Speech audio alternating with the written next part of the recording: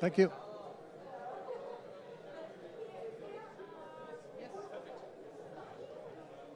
Okay, so let's start. Hello, my name is Stefan Cocido.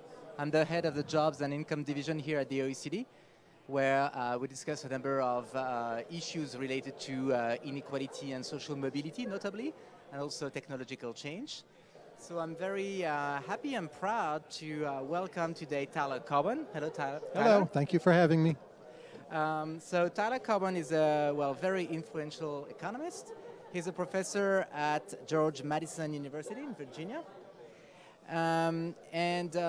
Tyler is notably known for running a very influential blog called The Marginal Revolution, Yes. With one of your colleagues, I think. Yes. And you're also a bestseller author. You've published a number of books, notably in 2011, one called The Great Stagnation that talked about the productivity slowdown.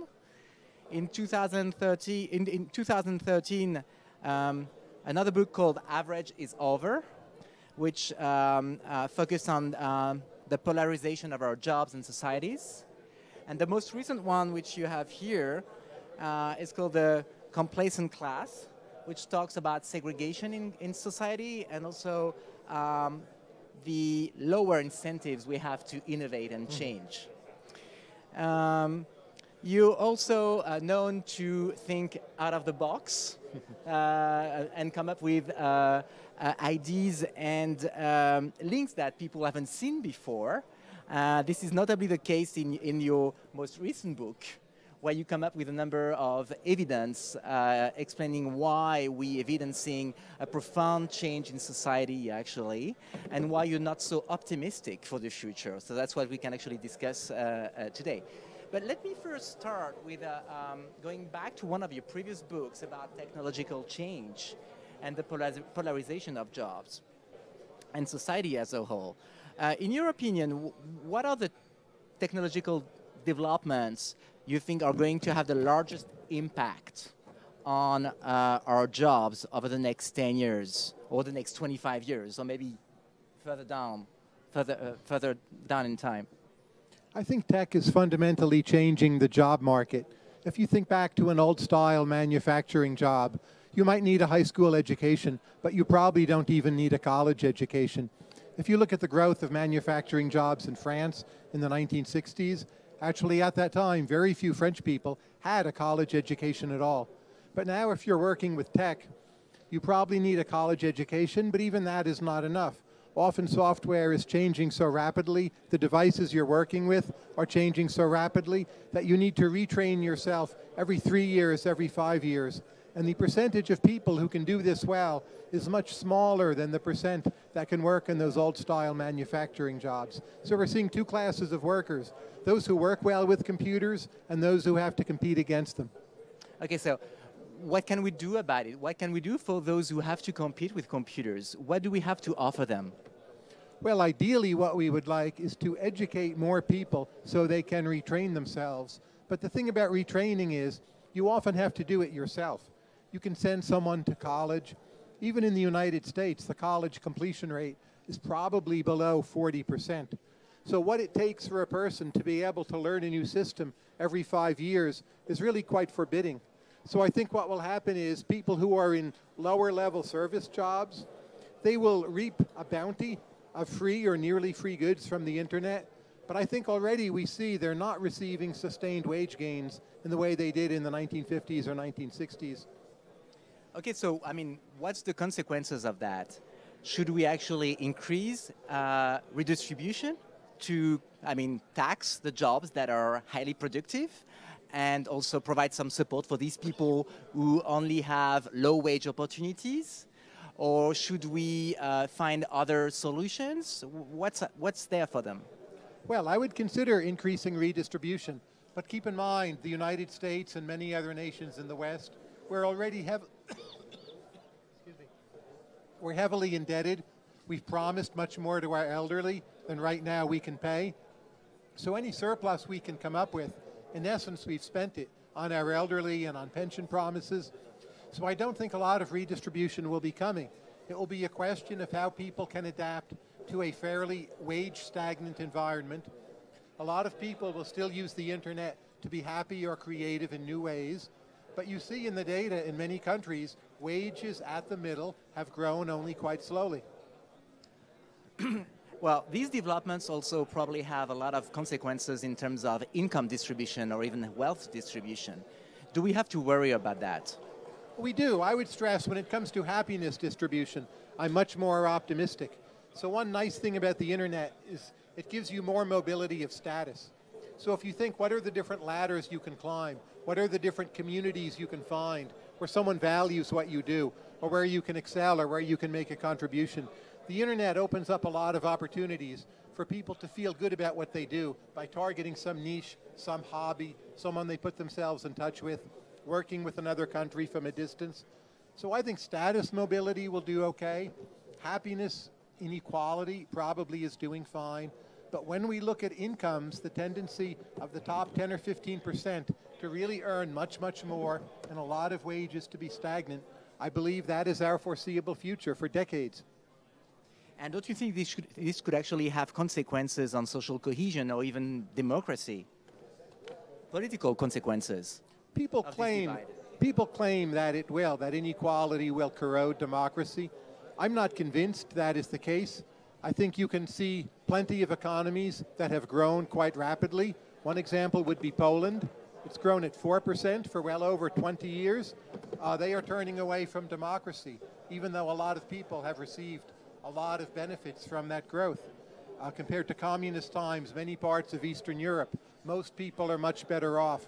They've turned away from democracy. So what determines when a society turns away from democracy? You hear many cliches, but I think if you actually look at the data, it's very difficult to reach firm conclusions one way or the other. All right. In one of your books, you actually discuss the slowdown in productivity growth. Yes. And in your most recent book, you discuss also the slowdown of innovation and the lack or lesser ability to innovate and change. And this does not really match with what we observe in the labor market and in jobs, where we see actually a profound change due to technological change. On one hand, we discussed a lot here at the OECD and in your previous book about the impact of technological change. And on the other hand, we observe a productivity slowdown. So this doesn't really square.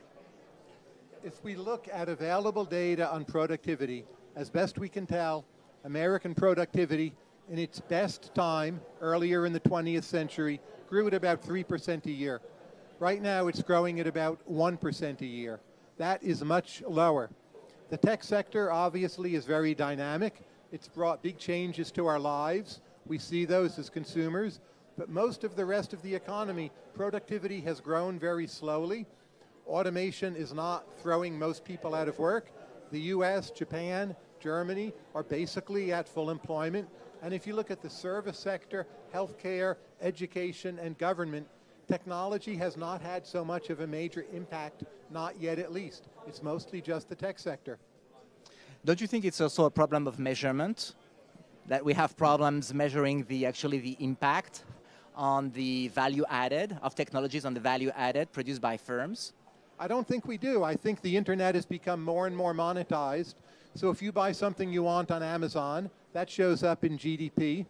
If ads on Facebook or Google help you buy roses for Valentine's Day, that shows up in GDP. Reading Wikipedia does not show up in GDP.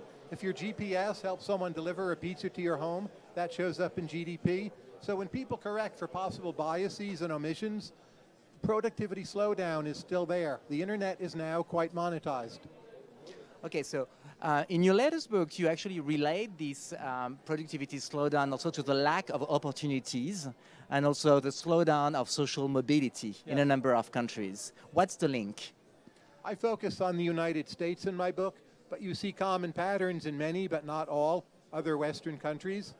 So social mobility, economic mobility, even just moving around the country, all of those were higher in the United States before the period 1970s, 1980s, depending on the exact metric of mobility. And since then, they have slowed down. Americans move across the country at a rate about half of what they used to. Poor people rise into riches at lower rates compared to the immediate post-war era or, say, the 1920s. And there's a general stultification and locking in, people taking fewer chances, innovating less, even how people bring up their children. It's much more paranoid, it's more controlling. You try to do everything you can to make your child safe. You don't let them play outside very much.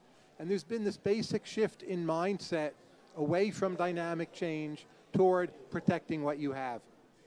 Okay, so these changes in behaviors actually also lead to less innovation. That's overall. correct. And a lot of these changes, increasing risk aversion, increasing protection, they often make sense from the point of view of the individual. It's nice to feel protected. It's nice to be secure. But when everyone in society is making the same kind of decision, we get less innovation, less new output, less new revenue. It's harder to fund government programs. And again, other than the tech sector, you look at, say, life expectancy in the United States, it's not rising at an impressive rate compared to earlier times. You look at crop yields, you look at travel time, a lot of different metrics. How quickly are things advancing? How rapid is progress? Many different measures, they seem to be slowing down. Okay, so this topic is actually really at the core of your new book. What are the factors behind this? Don't you think, for instance, that the fact that our societies are aging is also leading necessarily to less risk-taking behaviors or a more complacent society as well? We're all aging at the end. We also want to secure, we are less mobile because because we were aging. We are, yes, probably more risk averse. Right. That's definitely one factor, but what I find striking is if you take people of a given age class and still measure how much are they moving around, how much are they innovating, that too is still falling. So we have this double whammy. We're aging and also young people are acting older. Interesting. So there are probably also other factors behind this. What about the role of debt? I mean, people are, notably in the US, are much more indebted than 50 years ago. There's been a huge mortgage crisis. People still have a lot of mortgage. And it's not very easy to sell your house because the value of your house in a number of areas is still below the value of your mortgage, which necessarily limits the geographical mobility. Also, people have a lot of debt when they enter the labor market, because they had to pay for education, and the cost of education has increased dramatically in a number of countries, including the United States. And then you probably have a more risk-taking behavior as a young, educated person. When you have more debt as a young person, it's harder to start a business. Americans are starting businesses at lower rates than they used to. They're living with their parents for much longer. We're becoming more like Italy in this way. This is not a positive. It's also interesting. Americans have become less interested in buying cars when they're young, less interested in driving. And young people, actually, they're having less sex than they did in the 1970s and 80s. You may find that good or bad, but I think it's another sign of a certain kind of passivity. Another factor that I found interesting in your book is also the role of regulations that have changed over the last decades, notably the regulation of a number of professions. For instance, in France, you have a regulation for a lot of professions, but in the US as well, actually. Of course.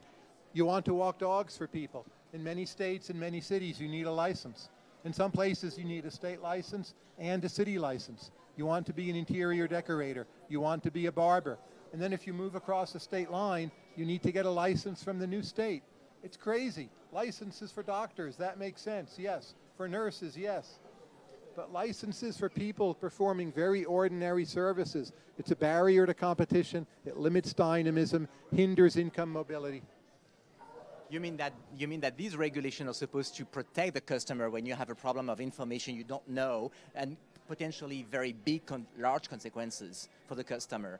But you can get the license and still rip people off. Yes. The customers are in no way protected. Just because you studied, being a beautician for 6 months and you pass a test, it doesn't mean you're not going to rip off your customers. So it's mostly a way to raise prices and benefit the suppliers and rip off the customers. Another type of regulation that you discuss in your book and that's been also discussed elsewhere is the limitations to new constructions in a number of areas. notably the most dynamic areas, such as San Francisco or New York, where you have a lot of opportunities, actually. In the 1950s, 1960s, it was common that people would move to Manhattan, San Francisco, and they could rent a room very, very cheaply. Manhattan and San Francisco, they were the bohemian centers of America. They were cultural centers. Youth music came from these places. Artists lived there. Now they are gentrified.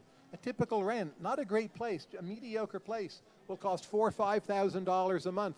Even normal families, engineers, software programmers often can't afford to live there. So the idea that you move into a dynamic city to work your way up, that is much more a thing of the past. There are some problems like this in Paris. At least here you have a better metro system. You can live outside, commute in. But one of the central avenues for American mobility really has been choked off because we are restricting the freedom to build new and cheaper apartments. Yeah, and this is especially a problem when we see that actually the jobs that are being created right now are actually around these big agglomerations, big cities, which actually attract a lot of investment and also create a lot of jobs, while the jobs that are being destroyed are in smaller cities, more rural or more semi-urban cities. And so there's a lot of, especially in the US, but also in Europe, in a number of countries, a lot of geographical redistribution of jobs. You could say we're sending a lot of our productivity gains to our landlords. And until recently, Berlin was the one city where this really didn't happen. You could live very, very cheaply. In Berlin, even this is ending now. But we're reaching a point where global leading cities are no longer homes for artists and bohemians. And that's a very unfortunate consequence. It reflects, again, this slowing down of creativity. What about the protection of the environment, which is a more challenging topic and more controversial as well? Some people are saying that there's a lot of regulations to protect environment that actually also limits the ability to innovate and to produce at a lower cost in some instances. And some other people also mentioned the fact that, the cost of ecological damage is huge. So these regulations protect our environment for the future generations. Is this a problem for mobility? I think we regulate the environment both too much and too little at the same time. The main way we regulate it too little is climate change. So everyone talks about climate change, but it's really quite rare that something is done about it. So there's the Paris Accord, there was the Kyoto Accord, but the countries that signed these agreements actually have done really very little to meet their targets. The kind of evil United States, which didn't sign Kyoto and pulled out of Paris, has along many metrics done better than the countries that signed those accords because we use less coal. So you have Germany basically going off nuclear power, importing more coal, burning dirty fuel, climate change coming. People just assume somehow it won't hurt them, won't affect them. There's this very passive complacency. Well, someone else will do something about it. Maybe we'll talk about it. We'll put out a tweet. I'll complain on Facebook. But essentially, we are not making serious progress. The percentage of global energy supplied by fossil fuels today is basically the same as it was several decades ago. And you look at nuclear, hydroelectric power, both of those, which are pretty green, we are going backwards. Okay, let's turn to another topic that is related also potentially related to behaviors and risk behaviors, which is health. Yes. There's a huge crisis in the US right now around opioids. Yes. There's also a lot of addiction that we see, addiction to antidepressants, to tranquilizers, to other forms of painkillers. Also addictions to alcohol and even addiction to sugar, which is being discussed by a number of academics. How this relates to complacency? The good news, there's not much good news, but the good news is addiction to alcohol is going down. But overall addiction to drugs, dangerous drugs, seems to be going up. They're painkillers. So it's interesting what kind of drugs are more popular now. Marijuana is legal in many states. It's a kind of drug that puts you to sleep. It makes you somewhat passive. The drugs of the 1960s, LSD, the 1980s, cocaine, they were drugs that maybe riled you up or made you more active in some way. They were destructive, but we're moving toward more complacent, more passive drugs based on the premise that no one should have to feel pain or no one should have to be unmedicated. Rates of medication of children are shockingly high. It's very hard to measure, but we all know that rate has gone up. If a child has a problem, the school system, the first reaction is, let's medicate the child. In my view, this is very much destructive, and it's hurting those children, often, not always, but from turning into creative people. All right, so let's go back to the previous topic, the social mobility. Yes. Do you think that actually this relates also to social mobility? I mean, why people are becoming more addictive to these substances? And when we look at the data, especially in the US, we see that it's mostly low-educated white men who tend to become more addicted to these substances. Yes, but it's spreading to women now, too. Okay, yes. Yes, but do you think it also has to relate to the pretty grim outlook perspectives for them in the labor market? If you're addicted, you are not upwardly mobile. The labor market right now in the US, it's not that hard to get a job. It may be hard to get a job that has a lot of good upward ladders, but you're seeing more young males live at home, just play video games, consume pornography, spend time on the internet. You may or may not wish to call these addictions, but again, it's a series of patterns of behavior that are not really pushing people in the upwardly mobile direction. They're implicit ways we are medicating ourselves because we can't stand the anxiety of not everything being right for us at every moment. So, do you think that in order to boost social mobility, it only takes removing a number of barriers, such as a number of regulations, for instance, in the construction market, in the housing market, a number of regulations of professions, or what does it take really to boost social mobility? And do you think that it's only about regulation or something else needs to be done? It's not just regulation, it's the whole mentality. Whatever it takes to boost social mobility, I'm pretty convinced we're not going to do it. People who have the most influence, upper middle class, wealthy people, in the United States and France, many other nations, they have really pretty great lives, better than ever before. Wealth marries wealth, more than ever before. Education marries education. The movement to have a lot of building in the middle of San Francisco or central Paris, it's really not there. No party is pushing for a major attempt to relax those regulations. The amount of occupational licensing that we get rid of in a year is, about this big. It's just a few things. So I think it's this overall social malaise that for most people at a given moment it feels okay. There are fewer riots and revolts from so-called lower classes. On one hand, that's very pleasant not to have to deal with it. But on the other hand, it's a sense we've lost the ability to imagine a future radically different from the present we have right now. But I mean, you mentioned the associative matching, which is increasing, not only actually in the US, but in other countries, presumably. What we see is that it's getting harder for children of low-income families to go up the ladder. I would say low education families. I think if your parents' income is not that high, maybe they're professors, but they're smart, they bring you up with books, you have a certain kind of upbringing, you can still be very upwardly mobile. It's just like aristocracy of IQ. Okay, so education. So let's talk about education. Yes. What should be done in terms of education to foster mobility?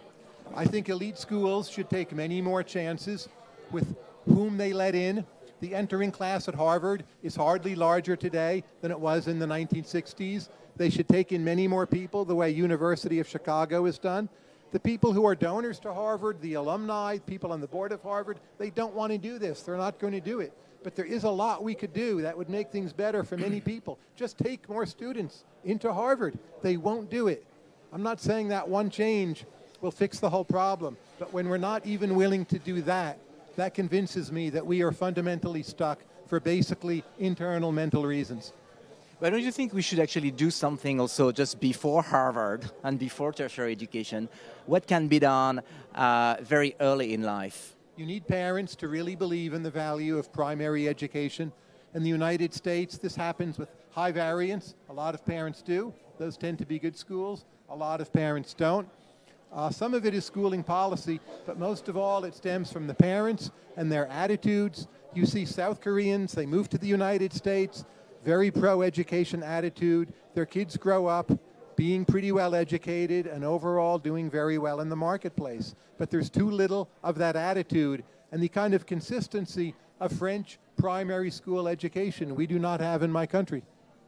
But you have a number of programs in your country. Actually, you have a lot of innovative small programs, pilot programs to intervene in, to work with families, to work with pregnant women from with a low educated background or in particularly disadvantaged neighborhoods. You have a number of programs for preschool programs. But it seems that it's in the United States notably, but not only in the United States, these kind of programs remain very small scale. Yes. Even though we have evidence that these early investments might have a large impact on the chances of social mobility later in life. Why do they remain at a very small scale?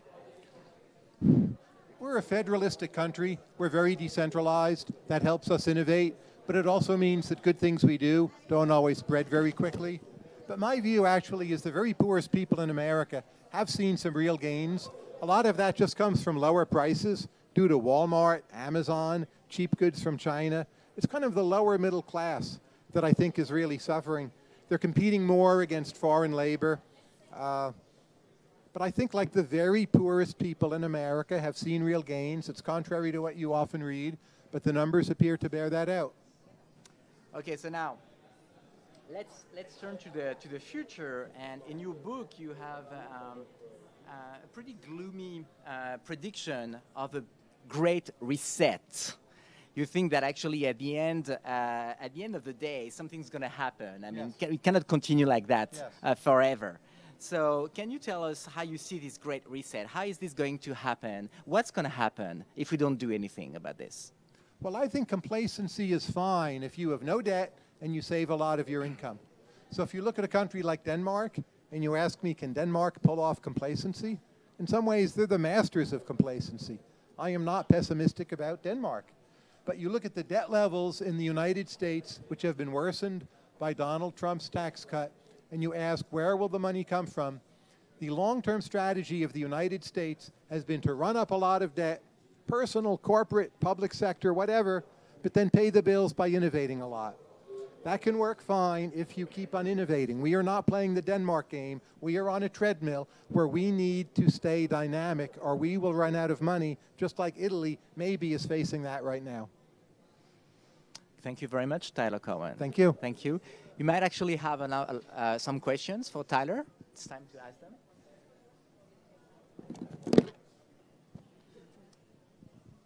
I can probably give you mine. Thank you so much. Okay.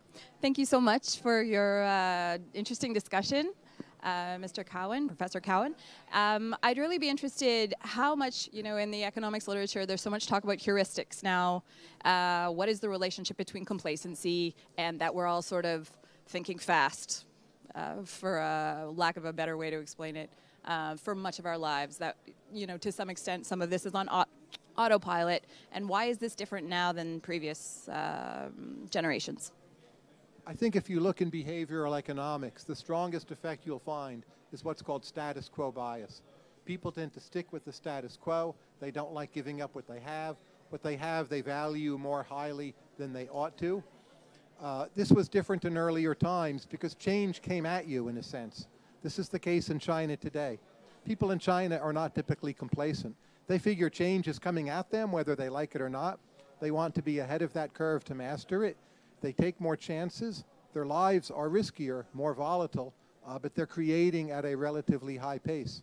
But when you get into a situation where politics is more zero-sum, rate of productivity growth is something like 1%, it's only natural to think, well, I have a nice home, a good job. I just want to hold on to that, pass down the same to my children, and this becomes the collective social mentality, and that's become our major heuristic.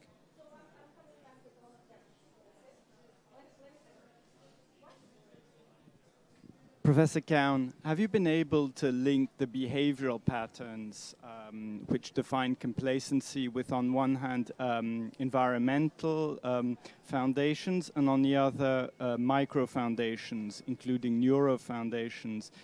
because there's some very interesting and worrying research, or results anyway, partial anyway at this stage, coming out from neuroeconomics pointing to the determinants of stress, notably urban life and the fact of being born in a city, arguing that it affects our tolerance to stress, and they're actually producing mechanisms showing in the brain exactly what is happening and why that is affecting our tolerance to stress. That's possibly true. A lot of neuroeconomics papers are a bit speculative. I don't rule out that channel. Keep in mind also the United States, most people live in the suburbs. The net movement is toward the suburbs. That can be stressful also, but it's not exactly the same as a city. You have more space. I think part of another reason we've become more complacent is the internet so far. It encourages leisure time and staying at home. So you watch Netflix from your home, you order on Amazon, they bring a package to your home. You can do much more at home without having to get out.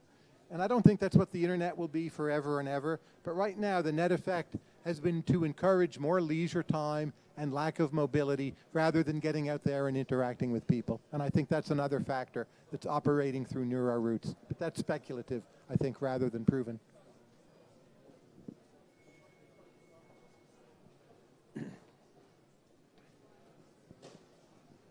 Hi, thank you so much for coming. My name is Lena Hugh. I'm an American student. I go to Princeton University, which is in the Ivy League, and I was really interested in your comments on higher education right now. And from my perspective, along with the perspectives of my friends who are in the millennial generation in America, we've seen the highest rates of diversity at Princeton that we have seen in many, many years. Sure, ever. For example, this is the first year that Princeton allowed transfer students, which came namely from people from community colleges, as well as those who took time off to go to military service and then came back to college. And there's also been an increase in aid programs for minority students, first-generation Americans like myself, and first-generation college students. So I wonder if you are aware of maybe generational differences in motivation for mobility upwards, because I've noticed just that among my millennial peers, there definitely is a very strong intent, at least within the college campus community, to push for diversity and allow for more aid programs to people from different backgrounds.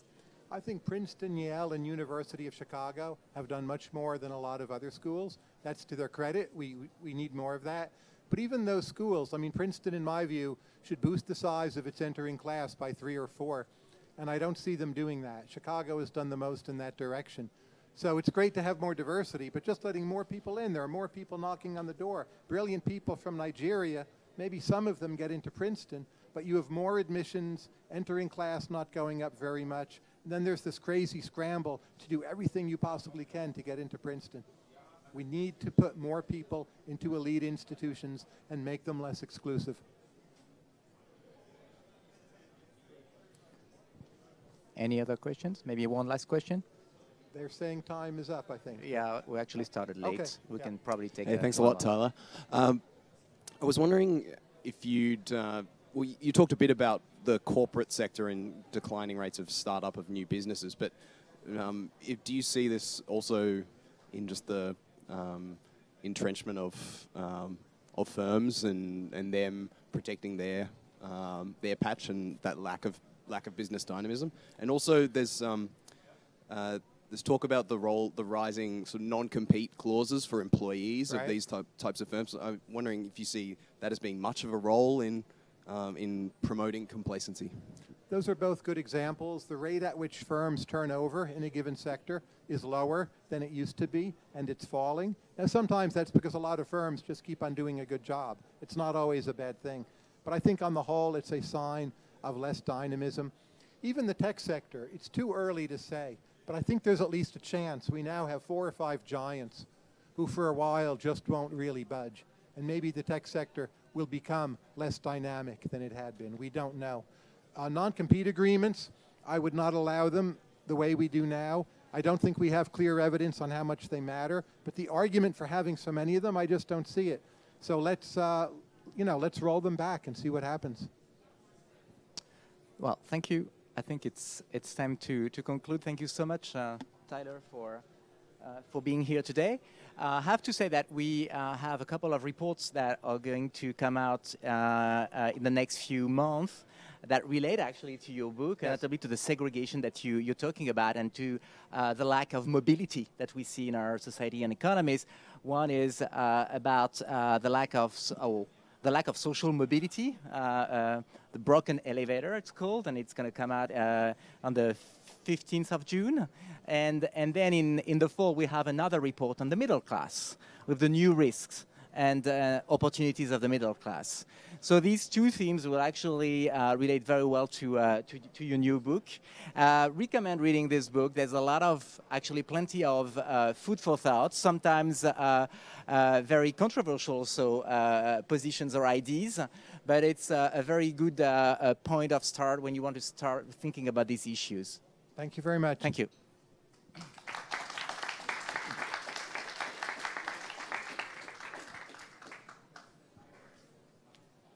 Thank you. Pleasure.